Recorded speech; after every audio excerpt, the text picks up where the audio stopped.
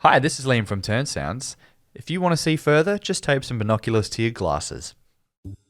Welcome to Just Keep Walking. This is a podcast focused on the Walking Dead TV show, and today we're talking about season 11, episode 22, called Faith. And we got two more episodes after this, Yahoo! including the finale. So, wow, we're getting there. I'm your host, Ben, joined by Also, Isaac, hello. and Still Liam. Cool. And yeah, really excited to talk about this one. Obviously, spoilers. Isaac, do you want to? Oh, very much spoilers I had. Thank you very much. And so we're going to cover spoilers from this episode, the series up till now. But yeah, we definitely don't do any sort of leaks or future spoilers. I was just listening back to our first episode where we emphasized that, and I was like, it's a good thing to mention once in a while. I'll go back and listen. That's Okay. I cringed a lot through it, but we've grown a lot since then. But anyways, so as far as first impressions go, I'll start us off for this one, which is to say that I loved this episode. Pretty much everything I feel like that we've been waiting for and asking for. Obviously, there's still a lot that's left unresolved for the next two episodes. That's to be expected. But I felt it ticked almost all the boxes for me, and definitely my favorite from the season so far. So I'm very happy at the moment. Keen to hear your guys' thoughts. Not just the whole, not just this little block, but the whole season. Yeah, I'd say the whole Yeah. season. Wow. Yeah, I reckon so. Nice. Mm. Yeah. Very good. I quite liked it. Yeah. It was still good. I'm still bitter about this whole season. Yeah, that's fair. Yeah. That's fair. It I agree with you. It's probably the best episode from this whole season. Mm. However, it still, to me, doesn't quite feel like The Walking Dead. It just feels like a different show. Interesting. And I'm enjoying it, but yeah, it just feels different. I guess I would clarify what I'm saying, but also it's a lot easier to get really pumped up about something when it's surrounded by a lot of duds. So, but I feel like part of it is because we've had a lot of very average episodes recently now, and we've got something that like this to me feels like we should be getting this quality of episode every week, and if we were, I then agree. we wouldn't be complaining at all. So more or less where I'm at. What about you? Isaac? I'm going to be a complete kite flyer this whole thing, because at first I was like, I'm not entirely sure. Then Ben was like, he loved it. So I was like, yeah, it was the best ever. And then Liam was like, yeah, so I'm with you both, actually. Okay. I think true what Liam said, like it's doesn't really feel like Walking Dead as much, I suppose, as previous seasons still, but also easily my favorite of this batch so far. Okay, yeah. So I was at the opening. I kind of went, oh man, we're in for like another one. Just a very abrupt opening with a weird lead into the title and everything. And I thought, like, who's putting this together? Like, it just feels like nothing's joined together properly or sticky taped together. But after the things, we got some very exciting things happening this episode. So Definitely. Yeah. And I guess a lot of what we've been saying recently is just, when's it going to get moving? And this for me really feels like, this is really moving at a good pace. Things are happening. Like, if you skip this episode, you'd be completely confused next episode, which is a good thing. Yes.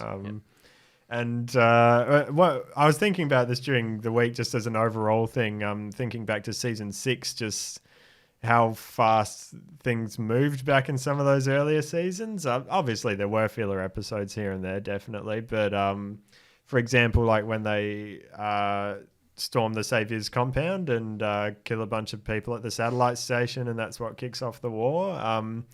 You've got an episode where we're first introduced to Hilltop, which is a big thing in itself. And then the very next episode, you've got them discussing, should we do this? The morals of it. They have a meeting. Then they make a plan. They have the fake Gregory head that they've got to deliver. And then they execute the plan. The whole thing all plays out. That's like just one episode. Whereas it feels like if that was in season 11, that would be across like 3 episodes. So... So I guess, there is definitely reference for how fast things can and should move, maybe. But it's also interesting that a lot of people on other podcasts and on Reddit have been saying they feel like things are getting rushed now at the end of the season, which I can also agree with, because there's a lot of important plot points that are left till the last second, even though nothing's happening in the episodes themselves. Or like we discovered with this one, with freaking Luke the Legend. Yeah.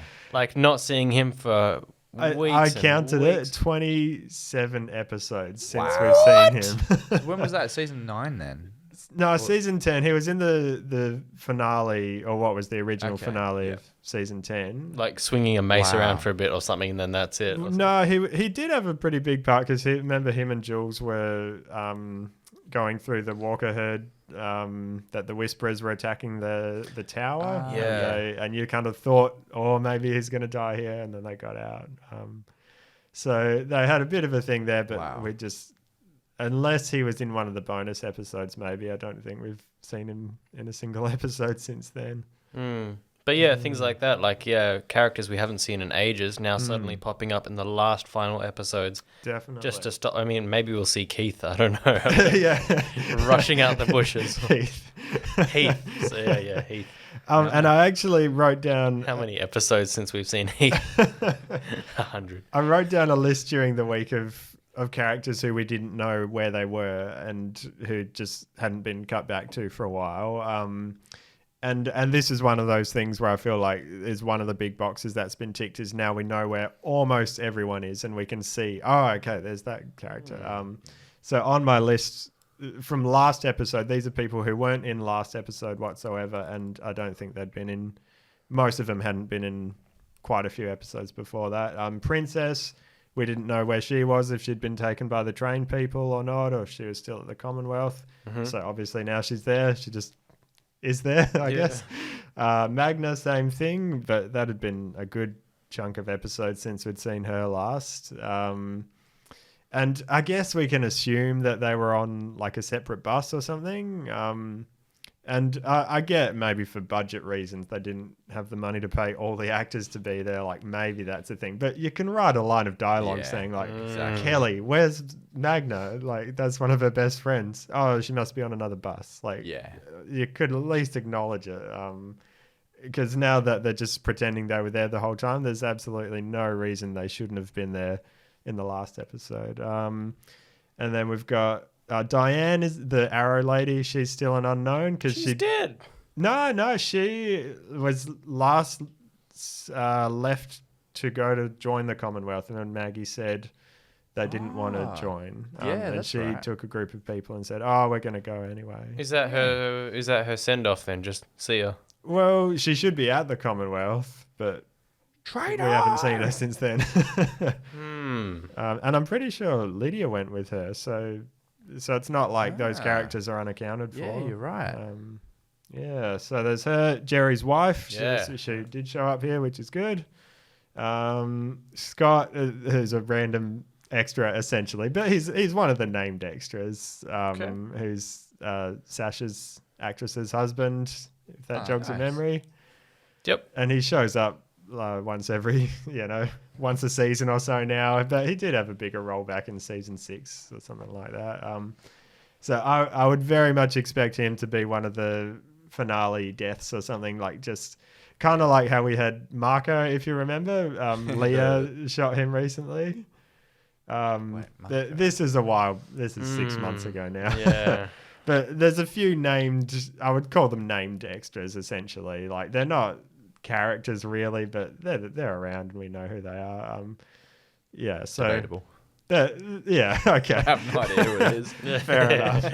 It's better than Alexandria member number 20. Yeah, that's true. That's very true. At least it's someone who has been in previous episodes who you'd recognise. And then a big one, Virgil. Where's he? I thought he died. No, he's just chilling at Alexandria. Last we saw him. And then, like, they made a big deal of bringing him back, and then he's just disappeared. I, like, Mandela, whatever effect, I could have sworn that, like, he helps Michonne. We run into him again later. Because remember, he had the whole thing with Connie in the house with the crazy people. Right. You could tell me that he got stabbed in that episode and he, like, bled out or something. I think he did get stabbed, but he survived. And then he was in... When there was the big storm at Alexandria, he was in that episode, and I think that's the last we saw of him. he was like, "Oh, I'll go upstairs." He's been upstairs this whole time. He's still hiding there. So that just seems like why bring him back if you're not going to do anything with him? Just leave him on the island. Or kill him off. I guess they just needed Michonne kill him off. Yeah. All the crazy people. Well, they had a plan have for the him crazy people kill him. That would be it. Sorry to interrupt you there. Well, yeah, I mean, or they had a plan for him and something down the line, and now they, only need the essential characters, and just he's fine in Alexandria. Didn't think anyone would notice, but they didn't count for super fan Ben. But I mean, that's not even like Scott is an obscure one, but Virgil, I would have forgotten all about him. Yeah, okay. No. I did in the forget. sense, at least, that they had like a whole couple of episodes pretty much dedicated to him. Right. I would have in remembered recent history. rewatching it. Would have rewatched it and gone, whatever happened to this guy? Yeah. Well, because we were pretty confused when he came along in past Michonne's episode. Yeah. We're like, why are they introducing more people, as now he's part of the group or part of their clan or whatever it is. So, And you can't anymore say, oh, he's just chilling at Alexandria, because everyone's at Alexandria. It's been taken over now. So that's a question for the future. But at least we've got Luke. That's a big win. That's the main thing. Could I? Yeah. Really quickly. Jump in. The COVID-6 episodes? Yep. Are they part of this season? No, technically part of last season. Okay, then. Yeah. All right. Because I was going to ask if they were, then technically Negan's episode is my favorite of the whole season. But Okay, fair enough. if it's not, then fair enough. Okay. Yeah. Cool. No worries. Yeah, all right. Well, where do we want to go from here? Let's just go through the scenes. I love a big thing for this episode. I like that we've got a little bit of everyone's storyline, and it's not just focusing on one or two like it has been recently. So I like that we've got Aaron's group, and then we've got the workers, or Negan and Ezekiel, or that Eugene's trial, which I think that was a good amount. I'm glad they didn't put a whole half episode into the trial. That's all we need. A 5-minute scene and then cut back and see him for 2 minutes. That's all we need. I'll tell you my opinion on that later. Okay, cool. Yeah. So I just like that we got little bits of everything, and it feels like it's moving forward. And probably a last big takeaway from the end of the episode, I'm glad they're bringing the variants back. Yes. In one way or another. Yeah, that absolutely. Looks like it's going to be interesting, especially if there's multiple of them, in a whole horde of them. Because people have been saying online, oh, the Whisperers, what if, you were just chilling in the middle of a horde and then one of them comes and stabs you or something Yeah, it'll be interesting, definitely, to see just how they tie it all together, why they bothered introducing them. So it's one thing with a rock, for a variant to pick up a rock and kind of just, it's a blunt thing. But with a knife, you have to use force and a coordinated thing for it to jab. And I feel like if you're wearing good clothing like they all are, it's you kind of just gonna slap someone with the flat part of the blade or. And a big question, which we've mentioned before with regards to intelligence, is that the last one had a knife stabbed into him and he didn't grab it and use it, which you'd think if they're smart enough to know that a knife is a weapon, then he could have just done that. So, but it begs the question, like you say, is it picking that up, recognizing that this is a sharp object that I can pierce something with, or is it just an object I fell over and this is something I can use as a blunt instrument? Maybe, yeah. Yeah. It's scary all the same. It is. So it's terrifying. Yeah. And I'm all for it. Yeah. I mean, they've done multiple jumps now, I guess, bringing the Whisperers technique back in to sneak into a horde. But I like that they're still doing that and that it's going to tie into whatever the next thing is they're doing here. I think that's cool. That, as well as the tunnels we were talking about during the episode. There's lots of more blatant callbacks to earlier seasons, but I like subtle things like this. Well, not necessarily subtle, but just using the knowledge from previous seasons to apply here, rather than just completely ignoring things that, why didn't they do that like they did 2 seasons ago. So that's cool. Luke is great. you jump in with any notes if you want. What are your thoughts on Loki? Happy? Really quick before, I'm glad that they seeded early the guard that will turn at the end. Yeah. Negan having a chat to him. It's one of those things where believability wise, like you see his kind of small journey throughout the episode and him saying, and Negan saying, you should take a break, you look tired and all that. And then later on his transfer getting denied and him being angry about that. Like, it's enough that you believe at the end, like he's just had enough of everything. So I like that they started that early. Yeah, definitely. Yeah, and there's another good example, I guess, of just like that's the way to do it. You don't have to have heaps of screen time with the character, and you also don't have to just introduce them at the last second and then they have a big, like, you can seed it like that in a natural way, and that really worked. Eugene's trial. I don't really care These are too good. much. 80% of my notes are on. Oh wow! All right. Wow. That's false. Give us something. Strike that from the record, Your Honor. So first of all, there's a line from Yumiko, like, we don't need to impress the judge or whatever, we need to impress them. And like, I thought everyone on the top balcony was the jury, that they actually had a jury in the court. You know, how crazy. But cut to them, they're all like arms folded and grimacing and like this is just terrible. Like, you're doing a great job already. And then just the worst court etiquette, like you're trying to, let's bring back the old ways, justice and law and order, this is how we separates us from the animals, they say, and all of that kind of thing. So it's like nothing makes sense as far as like you're trying to use court terms. Objection, object, but to what? You need to say what you're objecting to. At one point, she goes, objection, and say, sustained. What? I don't know. Yeah. I don't know. Definitely not written by lawyers. Is that what you say? I was hoping that this whole thing would be declared a mistrial right from the start. And so it's like you all sit down for whatever, opening statements, and then someone runs in, blah, blah, blah, blah, whispers to whatever, and then the judge says, court adjourned or whatever. For some reason, we find out the whole thing is a mistrial but you have it later on in the episode because of Mercer, and you find out later on that that's sort of his plan to drop his one-liner at the end. Yeah, which a side tangent, they've been really going for it with the F-bombs. I don't know what if AMC's just changed their policy or if it's only on AMC Plus. Maybe they're doing Possibly. them, but Either that, like, well, what are they going to do? Yeah. Cancel true. us. Yeah, cancel the show. Too late.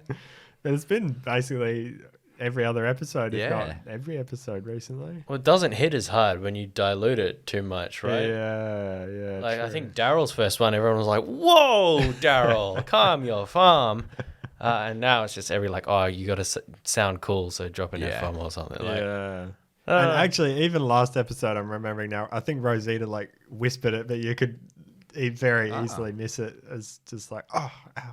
When she dislocated her shoulder. Yeah, she did, true. I did not pick up on that. There you go. Which, I mean, I could be wrong about that. It was that subtle and obscure, but anyways. I'm going to YouTube it. Yeah. We'll pull it up afterwards.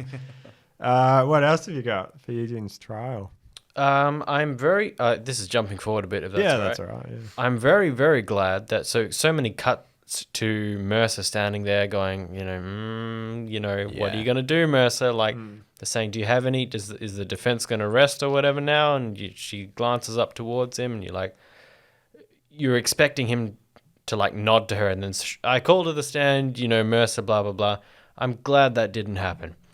As much as kind of you want it to happen because they're like, get up on the stand and do the thing. I think it fits his character way better that he was like, no, I'm going to pretend in a way, let this whole thing go through like we know it will, and then just by not causing a scene, we'll intercept him later. Yeah. It fits like the Walking Dead sort of original sort of style as well. That element of you don't know if the main characters are going to die or not. Yeah. Like, a little bit of that sort of crept into this episode for me, and I'm thinking Definitely. Eugene might actually cock it. This might be it for him. Yeah. So, I like the way that they did that. It definitely kept that element alive. Yeah, and wouldn't be that'd be interesting at least. Yeah. He's spared from the execution and they actually win the case, but then he dies in some other way. Oh, I hope that doesn't. As a part of it. Yeah, but at least that it doesn't happen in just the way you expect, and you Yeah. could have predicted 4 episodes ago. Like, yeah. True. Yeah, I mean that. We'll come back to it with regards to whether they could have or should have killed someone off this episode. But I liked, at the very least, with the exception of Negan, unfortunately, because we know he's in the spin-off, that it definitely felt like someone could have died towards the end. Yeah. So we'll come back to that. I still say that maybe that's a ploy. I don't know, like, if anything's already set in motion with filming or whatever. It's already wrapped filming. Oh, okay. Yeah. But imagine that. You say, like, Rosita has signed a brand new series for Walking Dead, blah, blah, blah. And you go, oh, cool, we'll look forward. And then the next Lol episode, she jokes. dies. You'd be so shocked by it. There are definitely theories out there that, that it could be a thing with like the Daryl show now. Maybe it was more so a thing with the Negan and Maggie one, but now like there's all footage of like people watching them film from their balconies and stuff like that. So we know that they've definitely been filming something. There's still some people holding out with the theory that it's like during this season at some point they go and then come back, and then Negan could still die in this season, but it's getting a bit too late for that now. I think. So yeah, we'll see. But that would be pretty cool. I mean, even if they did just do like one fake shoot day so that a bunch of people saw it, and then they're like, gotcha, we're not actually doing it. Like, I look at that, I'm like, seriously, you're gonna go to those efforts just to mess with the audience? Well, think back to the dumpster, right? No, No. the Negan bashing head in for the first time. How they filmed all the different death scenes, like Yeah. And that just as going into that, Clowns. I like that they used that in the episode as well. That there was Rick was sort of imagining what could happen to everyone, and there was just the tiny flashes, so it justified them doing it, I guess. Which kind of brings me to my next note, actually. So Daryl. Negan is there in front of Domhnall Gleeson. What's his name? Yeah, I don't know his name. Okay, the General warden someone guy or whatever. Yeah. And there's a really cool parallel shot, actually, of Negan while he's sitting down, just his head in the frame and an empty space on the left. And then Guy comes into the frame. Very reminiscent of the way that Negan did to Rick while Rick was on his knees. It's kind of like, it's interesting that I don't know if it was at all intentional, but to me, it was almost like exactly the same way. I reckon it's very intentional, yeah. And this whole episode, this is jumping around a bit, but even right at the start when he fights with the guy on the train track Glenn first actually lunged at Negan, and before then Daryl went and punched him. So a lot of things are very similar to like, that gut feeling of like, hey, leave her alone, like go and just instinctively punch someone. And so the tables are very much turned here, and especially because now he's the one with the pregnant wife, and a lot of things feel very similar, but the tables have turned. So it's a nice, however it ends, it's a nice little, I don't know, full circle, whatever you want to call it, but parallel to how he came in. And I like that we're getting something along those lines towards the end. It works well. Yeah. Poetry. Yeah. Skipping through. Interesting, they've got even that other guy, Tyler Davis, who I was like, who? So he was in the Splinter episode, the one that was just about Princess in the train car, and then he came back at one point when they were at like a big party or something, and remember he like held a gun to Max's head or something like that, and then Daryl took him out and Sebastian like took the credit for it. There was a whole thing with that, but okay, it was quite a while ago and quite unimportant. Where are we? What other notes? No, just like Sebastian and him dragging. Who was he? I don't forget even who he was, but like Sebastian ruffling up his own hair before dragging. That's exactly what it was. That was the. where he was pretending that he caught that guy. Okay, yeah. Man. Yeah. I'm glad he's gone. Yeah. Sweet shot of Daryl climbing down the ladder into the sewering Excellent. Cut to that shot. Yeah, I was just really nice. Yeah, good scenery. Yeah, and I guess that's the sort of thing that's easy to do on a budget, but just anything like that that's real, you just look at it and go, "Oh, that looks cool." And obviously having Daryl and Connie together is really nice. And yeah, I don't know. It's just I like all the character combinations and interactions and everything, which we pretty much talked about last episode. But yeah, it just feels like now everyone's sort of important in their own way. Everyone's accounted for. We know where more or less everyone is and what's at stake, which I feel has been one of the big problems of the last season or two, is that just not knowing where people are, if they're like supposed to be missing because it's a mystery, or if they literally just like the script writers forgot about them, or they didn't have the budget to pay that actor for 1 week, or there's been a lot of that recently. So this episode definitely felt a lot better in that sense.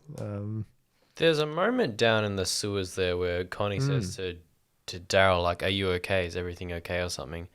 And he was just kind of throwing furniture out of the way and everything. Was that supposed to be like a cutback to just like all the bed frames and stuff like that from when the group was hiding down there? That's the only thing I could link to it. Yeah, maybe. I wasn't paying attention to what he was throwing necessarily. I thought it was bits of like fence, but bed yeah. frames would make a lot more sense. Okay. I'm kind of glad they didn't, because they've already gone with a lot of conversations talking about previous seasons in this episode. But I almost expected him to talk about Carl, and this reminding him of that being probably the last time that he was down in the sewers there, was when he said goodbye to Carl because he'd just been bit and everything. Yeah. Be it. Yeah, Alpha over here. Yeah. So yeah, I mean, that's kind of that could have been potentially the intention behind it, and it's just left for your own interpretation. I don't know. You guys might remember some if I'm forgetting, but yeah, I like that there are a lot of callbacks. Like, now's the time to do it, now that we're getting to the end of the show. There was Ezekiel talking about Henry's brother, Benjamin. What else was there? Oh, there was Eugene talking about when he was with the Saviors. Yes. Yeah. And I think there was maybe one or two others, but I can't remember off the top of my head. Maybe a conversation with Carol and Maggie. About Sophia. That's it. Yeah, that's right. It was very hushed. I couldn't make out much of it, but yeah. True. They take down a guard. I always wonder, and this happens in video games all the time, where there's a loud whack and then boom as he falls on the ground. Really? No one else in the house heard that? Like, I drop a tissue box and my wife comes running in like, what happened? So, yeah. Yeah. I mean, for this one, I'm happy to pass that off as just a movie thing. But I won't go too far into this. Maybe we can talk about it another time. Yesterday, I was on a plane and I was watching a bit of World Beyond, trying to get through season 2, because it's like when you're on a plane, you've got nothing else to do. I don't feel like I've wasted that time, because all I could do was just sit there anyway. So you could have been watching Money Heist. True. All right, fair enough. But season 2. There's because I'm seeing some people talk about it, and it's intriguing me enough that I want to at least have watched it. But there's a whole scene in that about like, oh, don't kill that walker because there's guards around the corner, and if they hear it like fall and land, then it'll they'll know we're here. And then they go and like run up to it and shoot arrows at it and do like all the loudest things, everything except for let it land on the ground. It's like, you don't think they would have heard everything else that you're doing. It's one thing if it's just like a little, that's unrealistic or whatever, but it's another thing to draw attention to it, make the whole scene revolve around it, and then just make it completely unrealistic and ridiculous. I don't know. But a healthy body weighs at least 50, 60 kilos. That falling on the ground, that's a loud noise. Yeah, for sure. So, yeah. Yeah, I'll pull up the scene afterwards, and it's worth a watch. Eugene and what's her name, Max, at the cell. I thought their acting and everything was really nice. Nice little scene. Not too much else to say about it, really. But yeah, then we got a little bit of Yumiko talking to Mercer. I don't know. How do you guys feel about Yumiko, just in overall, with like the her. thing at the moment? Yeah. I liked it better on the road. Yeah. Easily, yeah.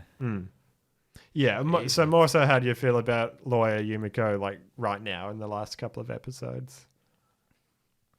It is what it is. It is what it is. Anything in the fair enough. Commonwealth is subpar, in my opinion. So. Pretty much, yeah.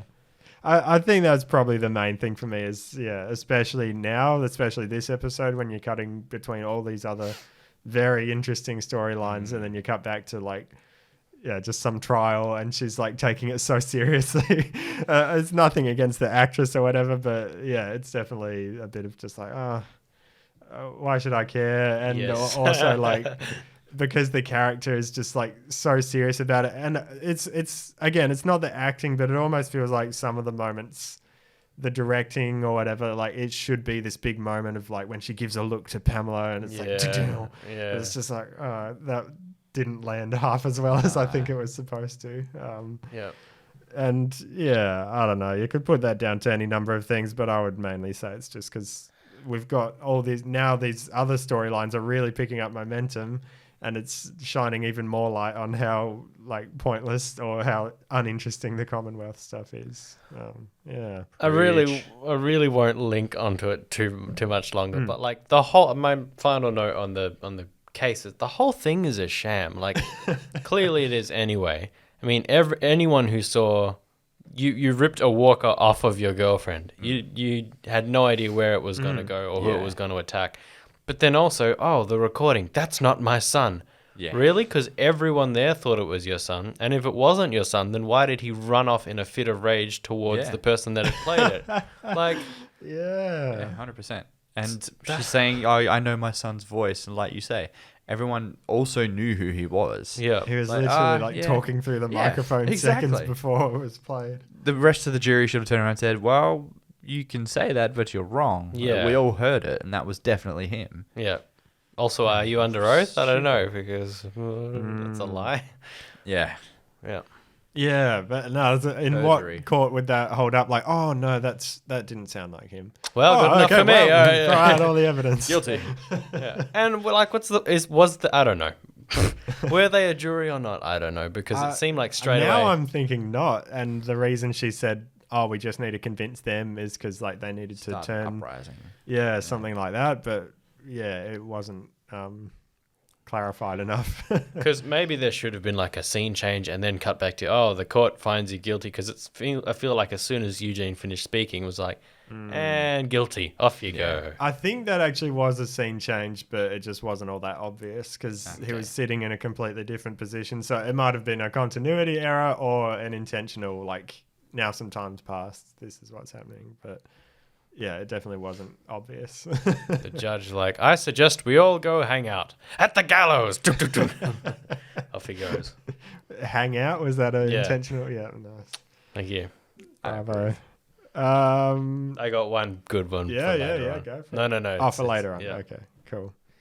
I actually missed it, but you pointed out the whisper theme. Did that come in when Lydia was looking at a little bit? Yeah, I'll have to go back and read or something where it sort of gets higher. Yeah, that sort of theme was very subtle. Yeah, all right. Yeah, I'm like, hey, I like that. There's also you can connect your Bluetooth actually if you want to play that through if you want to. Otherwise, there's also a really sweet guitar riff that's playing.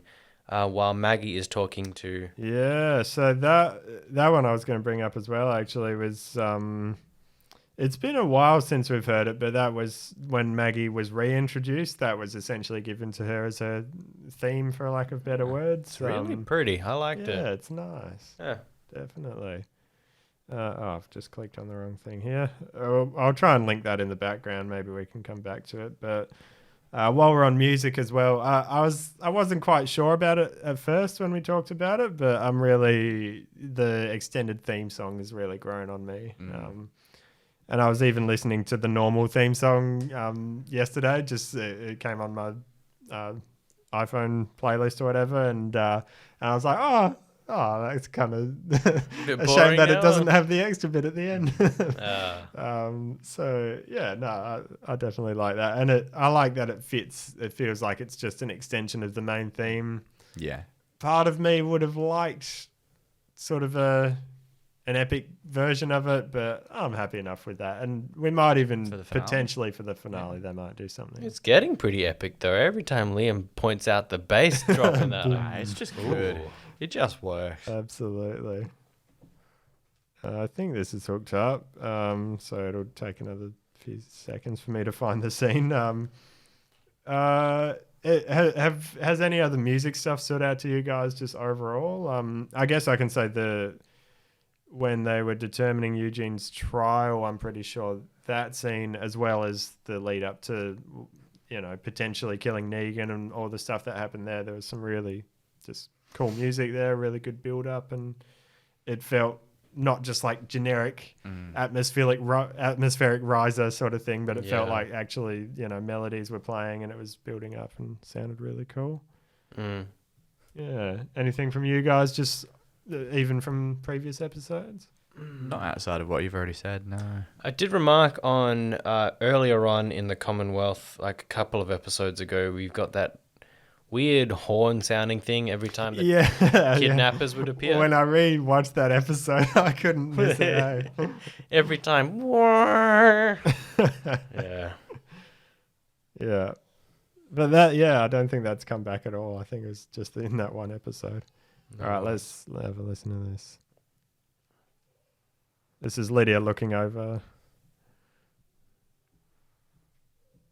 Yeah. There So it not is. the actual harp theme, Yeah. but just that little atmospheric. Yeah. I guess riser, whatever you'd call it, but and that in when I talked to Sam Ewing, he definitely mentioned that as a specific Whisperer thing that just plays like when you cut to a scene of the camp or whatever. Like it wasn't just something they'd use in any old scene. Yeah. I'm trying to pull it to my memory, but I've only got Home Alone in my head. But they're kind of similar, aren't they? Home Alone.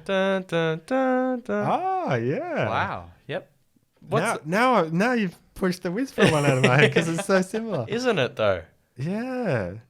I think it's just a slightly different key or whatever. Yeah. So it Okay. goes up a semitone by the sounds of it. Yeah. It's very similar, actually. Yeah. Now you've said that. Oh, yeah. Yeah, I'm not going to fix So it. you take back that look of surprise when I said Home Alone. Somewhere in my memory. Yeah.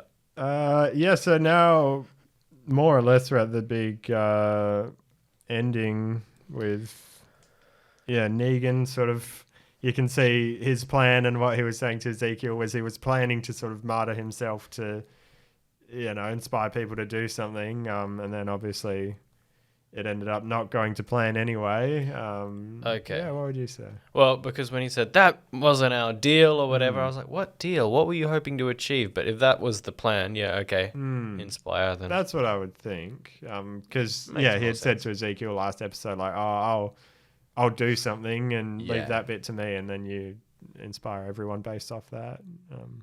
Yeah. Yeah. What do you think, Liam? I thought the same thing. Yeah, I thought I didn't actually think back to the past episode, but I did think, he's doing this to be a martyr for the rest of the people to then sort of rise up and Yeah. And everything about that, him being down on his knees, all Yeah. just calls back to Yeah. what he did to.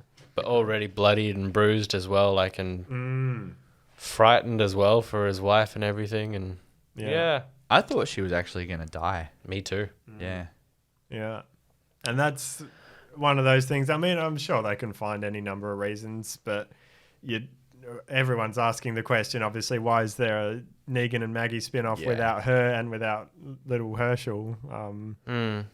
At least they haven't been seen on set at all from what people have seen. So There was I a don't know. question in my mind though, and I don't know if this is like for a different time or a bigger topic or whatever, but like the whole idea of no, don't shoot her, shoot me or whatever. This idea of self-sacrifice, but really, if you allow them to shoot her, all of her problems end right then and there. Obviously, you know, your poor unborn child dies as well. But like this idea of, no, shoot me. But then she has to go through life, raise this child all on her own without you, constantly be sick with the memory of, you know, without you. And so so it's not completely selfless, is that what you're saying? In a way, it's kind of like it would be a more selfless thing to let her die and for you to have to go on without her. From a certain point of view. Indeed. That's quite a philosophical argument there. I've often wondered that. Interesting. Yeah. It's because I wouldn't necessarily agree with that, but I definitely see, you could make a good case. It's not so cut and dry. Well, let us know at turnsounds@gmail.com. What would you do? Okay. So there was that. There was Kelly also had a gun to her head, and you pointed out Father Gabriel was awfully close to the windmill, which when you said that, I got it confused with, I think the water tower is... I do that every time. Spoiler alert for the comic, if you care. 3, 2, 1 is that I think Gabriel was killed at a water tower or something like that. So full of holy water. Yeah. So, I mean, that could have been something, but yeah. You said windmill, and I thought, oh, yeah, that's that. Oh, wait a sec. No, it was a water tower.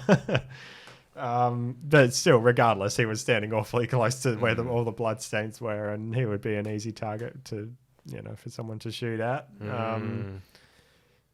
Yeah, I feel like it would... I don't know if they're going to... I don't think they'll kill anyone, like, straight after this in the continuity of it. Like right at the start of next episode, because you've kind of lost the momentum now. Yep. Having to wait a week. So, yeah. Would you guys have liked someone to die? Of course not. But for the sake of, Yeah, I don't know. Yeah. It depends on where they take the story. I mean, if they killed off Negan's wife, might have raised the stakes a bit. I don't know. I'm really not like, it's because she's pregnant. Like, it's very dark.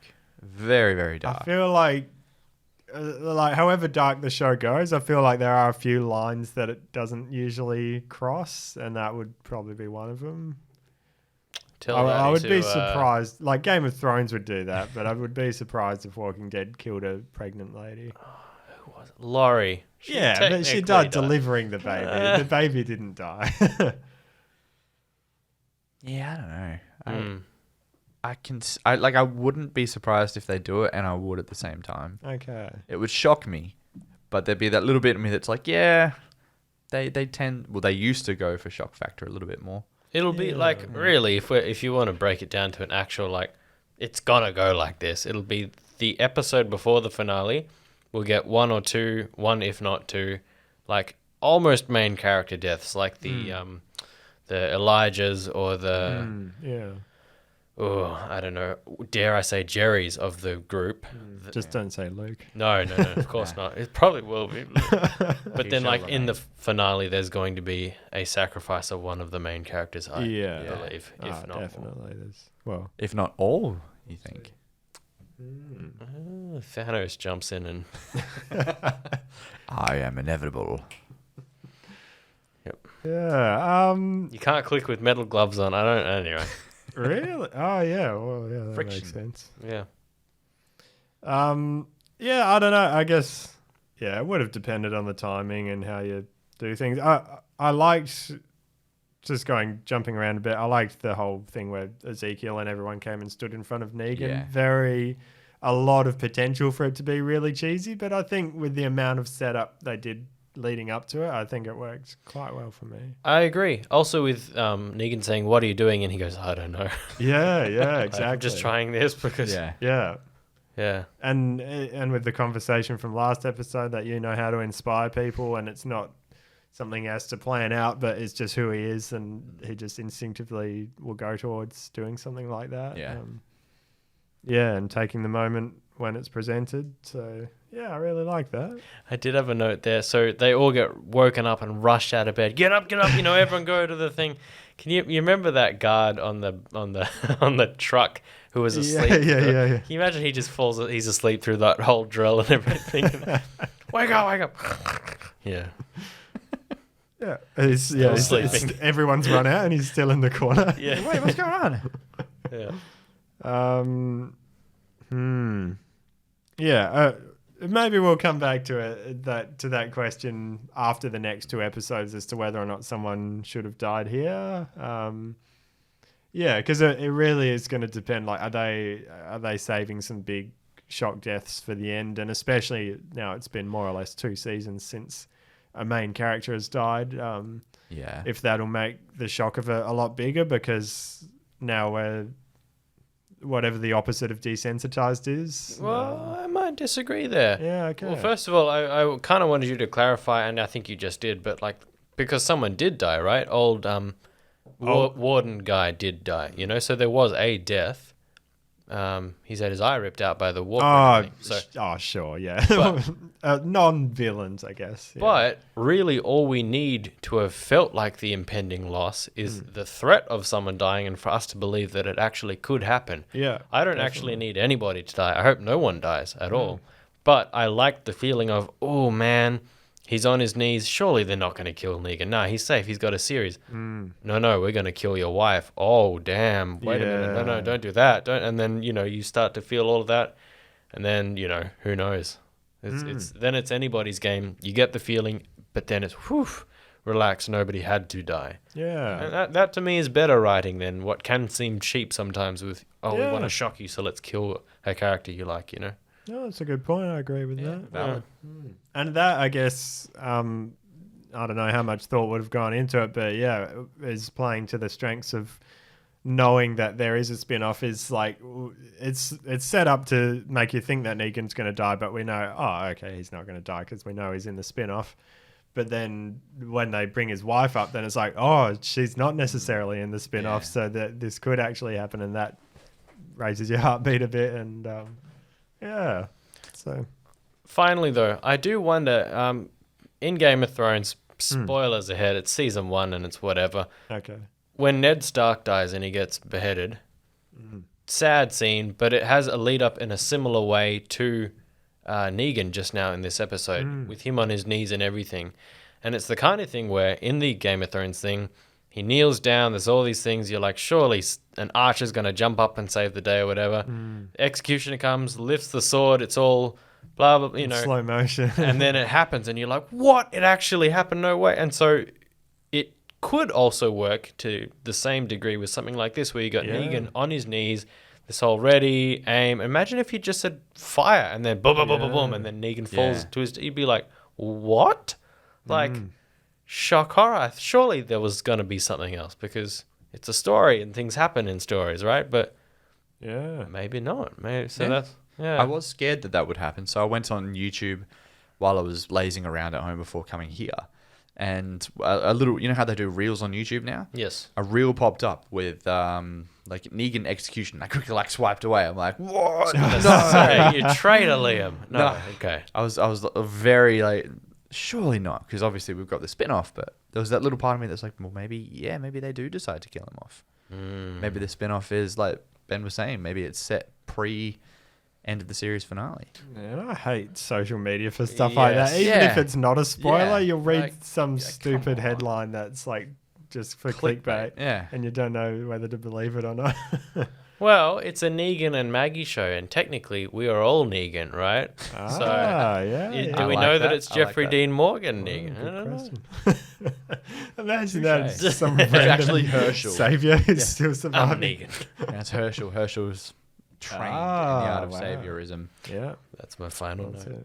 Well, one other thing with that, with regards to if they actually said fire, everyone, I'm just pulling it up now, everyone except for Negan could have died, like, because I mean Ezekiel would be the biggest one, but like, you know, they're all main characters, but we're at the end of the show pretty much, and like they definitely could have all died just then except for Negan, which I'm glad it didn't happen, but also it could have been an interesting, or it could still happen. Well, I said that I'd be so happy if Ezekiel just was a zookeeper and that was it, you know, but also I would think that would have been meaningful. Yeah, you know? true. Especially after his words with "We're not friends." After this, I don't even care if you, or blah blah blah. Yeah. And if still he goes up and ends up being the martyr instead of Negan, that could have worked as well. Yeah. I'll definitely predict, I reckon Ezekiel probably will die. And this would be a good way for him to go, inspiring people and doing his thing. But he's going to have some... Who knows? Who knows? Yeah, this day I meet my end, or something like as he's bleeding out. Yeah, go back to the kingly thing for a minute. I don't know. He might drop an F-bomb. At this stage, F this probably. whole king. Long live the effing king. Yeah. Well, as he's like choking and dying and spluttering blood. Man, F that old king act I had going on. What was I thinking? I don't think so. I think it's Regal right into the end. You reckon? Yeah. Yeah. I'd prefer smile. not, but yeah. Oh, he will so do that. He'll be bleeding out. He'll have some final words with Jerry, and yet I smile, and then he'll drift that off. would be good. That would be good. Yeah. All right. Not even cheesy. And then my final note, little Herschel, he's seen some absolute stuff. Just another guy getting his head blown off. I know, Whatever. right next to him. It's like, What was he doing in that room too? Yeah, that was a bit weird. Yeah, I don't know. that was odd. Very odd. Yeah. But like, you I think don't know. back to- Maybe they'll come back to like where the other kids are. Hey, but what were you saying? I thought it was a trap, actually. Oh, The fact that he's okay, calling okay. out, but I don't know. It didn't progress to anything. Yeah, that would make sense. Yeah. But just the fact that he's had like Negan bash this guy's face in right in front of him, and then guy head blown to pieces. Like he's having some nightmares. Yeah. Oh, not because he's so desensitized now. He just doesn't care. True. Yeah, but I mean, we'll see where they go with it. That I guess is one thing where it definitely seems like just the writers wrote that scene of they rescue Herschel, but they didn't think of like why he was in that room or what he was gonna, like. He's just randomly by himself tied up on a chair with some guard watching him. Like, Yeah. it didn't really make any sense. But we'll see. Weird. Yeah, I think that's more or less all the notes I had. I'm just skimming through, but what about you guys? More and more questions being answered. Like where's Luke was a massive one for me. Obviously, So that's good. I'm very happy that they're all being herded. In the circles getting smaller and smaller. They're all together, and then, Collision course. enter the. They're all. My words have completely left me. There they are in the huddle. They're being completely surrounded. Then into the frame, you just see this hip holster. I've just been doing stuff and things. Yeah. Well, we did get in the sort of, what was it, the preview for the next one, Daryl firing off the, what is it, Python? Colt Python. Ooh. Yeah. That, Yeah. I saw that and thought, I wonder if that's a little tip of the hat to Rick coming back. Even though There's still a part of me that Judith won't. had that last, so She it'll didn't be want it interesting though, if did she? Judith. Yeah. She didn't want it, and then I think so. This is going back a few episodes, but remember we were talking about how it was kind of weird that there was like it lingered so long on the close up of Judith, and then the walker, and then and rewatching it after that, then she said, "Oh, I want the gun," and she took it, and then she actually shot a walker, and I think that was supposed to be the significance of that moment, but it just didn't necessarily come across that well. Was her not wanting to, or still wanting to just be a kid and all that, but then that was her moment of realizing, actually, I do have to take up a bit more responsibility. I do have to, take this gun, which symbolizes everything, and now, I'm gonna go and kill some zombies. Yeah. So I think that was the significance of that whole scene was supposed to be. So it's interesting. Yeah, I didn't notice that Daryl's got it. So hopefully Judith's in the next episode. We'll see. I really liked the everyone in the herd of walkers and the spotlights all shining at them. That just looked really cool as a scene, Yeah. nice and suspenseful. One note you had, the aerial shot, whether that had been used before or not. I swear it has been, and they've just like darkened it and added the spotlight things on the side. I've got a theory. Whether or not the spotlights were added in afterwards, I'm not sure. But what's another scene in the last few episodes where there's a bunch of zombies in a field with jeeps? And a field that looks exactly the same that they could have shot at the same time while all the extras were there, and then you just do some color correction and make it look like nighttime. But like, you don't reuse shots now. I highly doubt it was the exact same shot reused, but I feel like it could have been like while they had the drone there and the set and everything. I'm pretty sure that's my very random guess. I could be completely wrong about that, but I would put money on the fact that they filmed it at the same time. It looked too familiar to me. You're right, it might be slightly different, but I'd very much believe it was the... Right.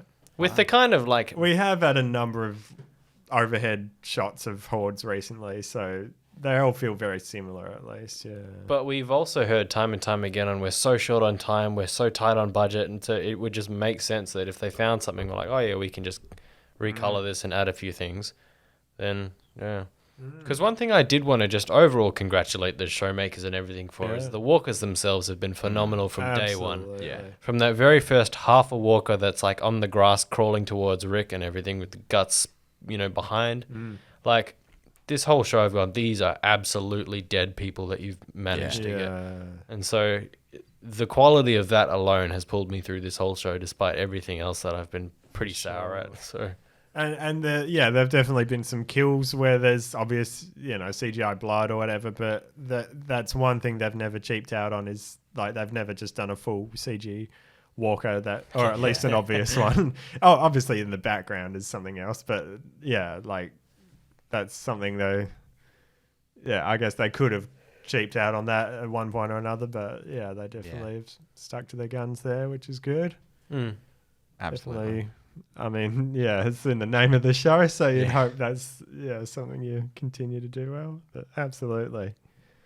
One thing that's just with the previews for the next episode, they did it last week as well.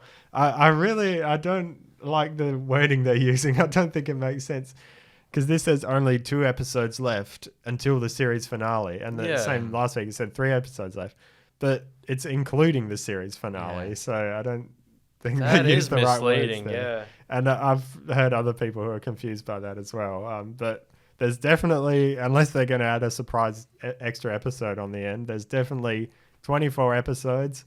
This is episode 22, so there's 2 episodes left, but not 2 episodes left until the series finale. I think. Yeah. You could make an argument for it maybe, but it's a bit confusing wording. So. What are they going to say next week? Only one episode left until the series finale? Like, it doesn't quite work. No. Get it together, AMC. Yeah. So, one thing that just like an overall thing, and what I'm thinking actually, what we've got coming up is next week we've got an episode. Because we're getting them all a week early on AMC Plus, but the finale, which I'm very happy they're doing this, they're releasing that everywhere on the same day. Good. So what it means for us is that after next week, there's going to be a week gap, and then it'll be the finale that everyone gets at the same time. So I'm thinking if you guys are free, it would be cool to do like in that week off to do sort of look back on the whole series, a bit of a retrospective.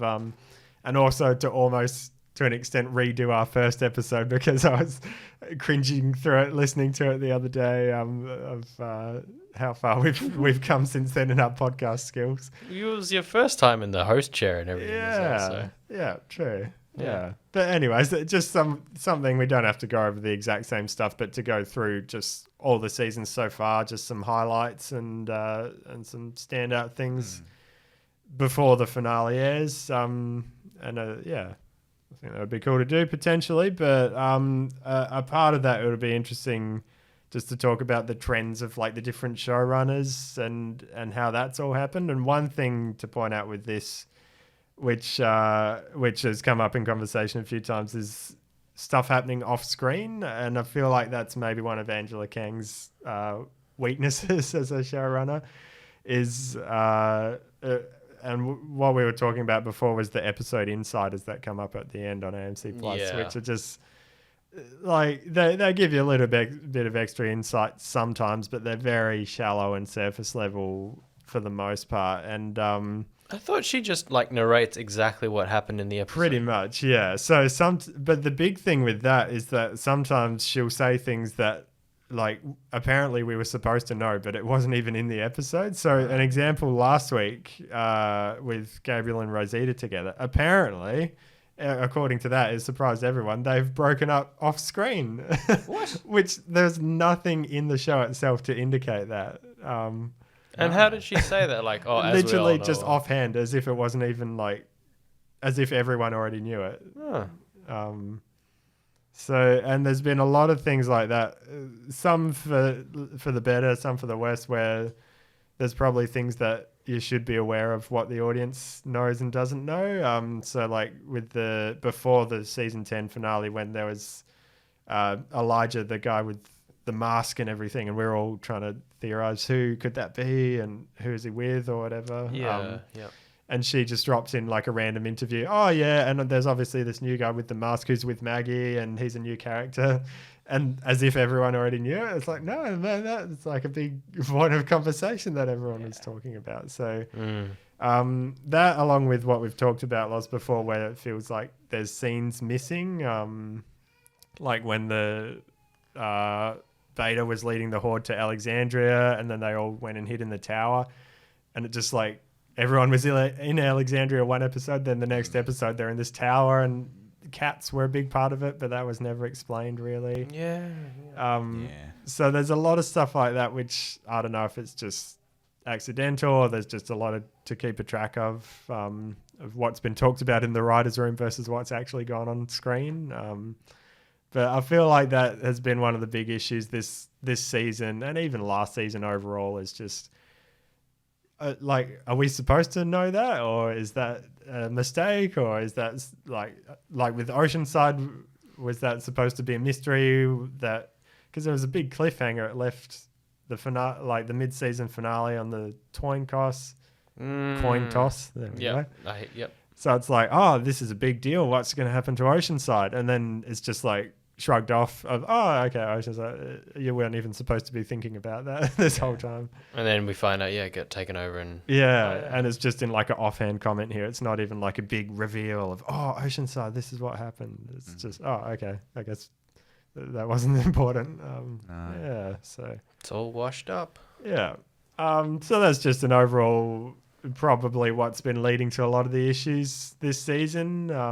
But yeah, it's just interesting to point out. And I'm pretty sure as well, from what I've read, Scott Gimple is going to be the showrunner for the Rick Show. And I'm kind of ready for a bit of Scotty G to come back, personally. You're not? Nah. No? Don't like it. Here with me. Because I like Angela Kang and everything, especially with season 9, like she blew it out of the park. And you could say the same with Scott Gimple. Season 4 and 5 were his first ones, and they were, like, most people consider that the peak of the show. So I feel like I'm at least interested to see, like, now that he's had a bit of a break and some time to reflect on what worked and what didn't, I'm keen to give him another shot. Yeah, you do raise a very valid point there. Who was show running seasons 1 to 3? So 1, and then partway through 2, Frank Darabont, who originally developed the show. He directed Shawshank Redemption and everything. He's a very prestigious director. And then he got fired in season 2 for whatever complicated reasons, which I think there might be still an ongoing court case about it. Like it's been going on for like ages. But anyway, there's a lot to get into there. And then I can't remember his name. There's someone else who then stepped in and did that in season 3. And then after then they had a bit more of a clear vision, and that's when Scott Gimple stepped in. So yeah, I don't know. But some of that stuff we get just when we talk about the show overall, maybe we can get into that in a couple of weeks. I like that idea. It'll be interesting, just to see the trends of, when people started watching, stopped watching, the most popular points, all that. Yeah, it'd be cool to look back on.